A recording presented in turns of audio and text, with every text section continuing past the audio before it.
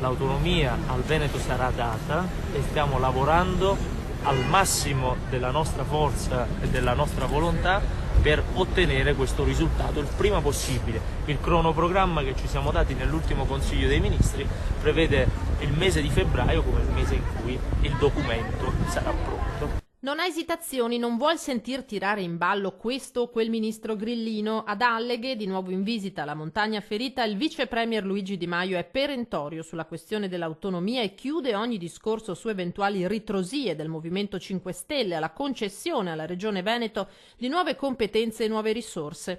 Non c'è nessuna volontà di disattendere il referendum, l'autonomia a questa regione, come alla regione Lombardia, come a tutte le altre regioni che lo chiederanno, si deve dare in un'ottica di un'Italia che resta sempre un'Italia solidale, perché io non credo che i veneti vogliano togliere ad altre regioni, vogliano soltanto l'autonomia che hanno chiesto con un referendum e gli sarà data perché gli deve essere data. Parole accolte con soddisfazione e subito commentate dal presidente del Veneto Luca Zaia.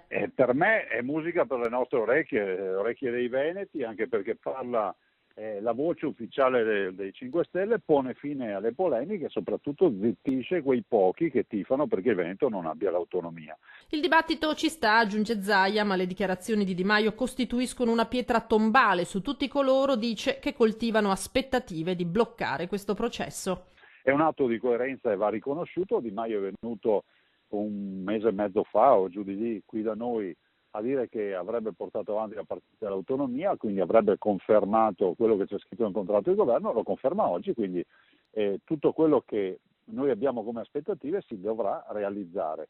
E alla luce anche del fatto che poi dall'altro c'è Matteo Salvini come vice premier che ha sempre sostenuto in maniera assolutamente iperconvinta questa partita, quindi io spero che con la fine di questo inverno si chiuda anche la partita dell'autonomia.